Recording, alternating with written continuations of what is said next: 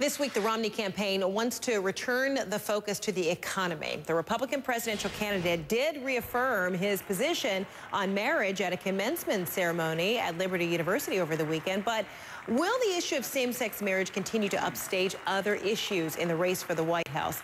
Lenny McAllister is a Republican analyst, and he joins us from Chicago. Lenny, good to see you. We know from the White House that this item was going to be on the president's platform. However, it came prematurely. Can Governor Romney avoid talking about same-sex marriage, even though he says he really wants to focus on the economy and other issues?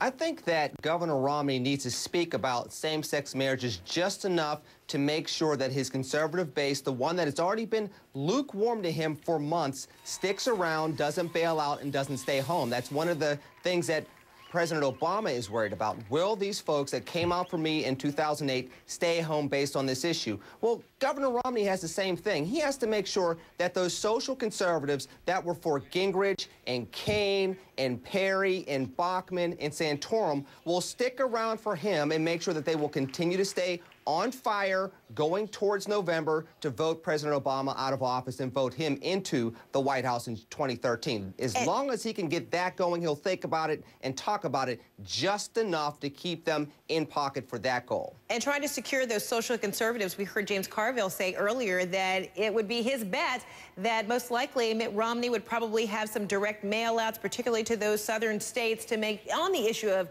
same-sex marriage, to make sure that he is considered conservative enough.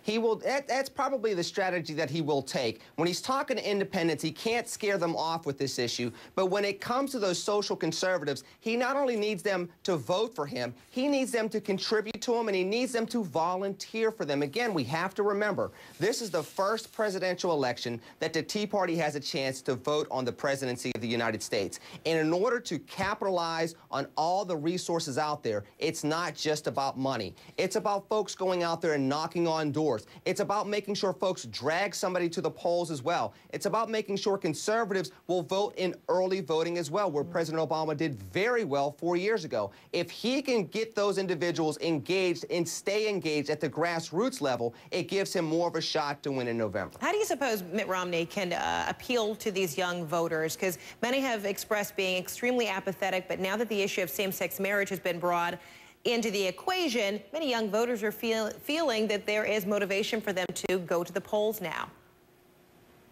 Well, these social issues will matter in some regards, but again, these things are coming up in May. Same thing with contraception in the Catholic Church. This came up in March, in April. The bottom line is it's going to be about the economy, and as long as Governor Romney can talk to these individuals coming out of high school and college and say that jobs are not there right now, but with a President Romney, these jobs will be coming back to America for you. He has to stay pocketing there and tell those independents. The younger generation generally are more independently affiliated when it comes to their politics. If he could say to them, I'm not the scary Republican that they're telling you that I am, but I am better at this economy than President Obama. This is why you have to vote me into office starting next year.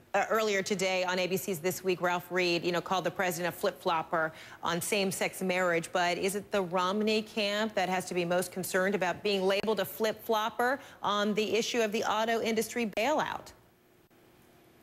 That is something that is definitely going to come up for Governor Romney, but we're seeing reversals in well, one of the ways he's going to overcome that is try to show how GM went through the process that was being advised when it comes to bankruptcy court. Try to show some of the parallels that he brought up previously. It's going to be a hard sell, and he probably is not going to win Michigan at this point in time. Once GM and the auto industry started turning around, GM and part of that Rust Belt was going to go for President Obama anyway. That's the reason why Rick Santorum did so well. What Governor Romney has to do is then focus on the rest of the Rust Belt, focus on Pennsylvania, focus on Ohio, and still say, although Michigan went the way of President Obama based on the auto industry, what type of jobs are still there for you? And if you're still looking at high unemployment rates in those type of swing states, as well as Wisconsin, as well as places down in the Southeast, including North Carolina, that's where he's going to make his living, if you will, in November. If he can give away Michigan but still get Ohio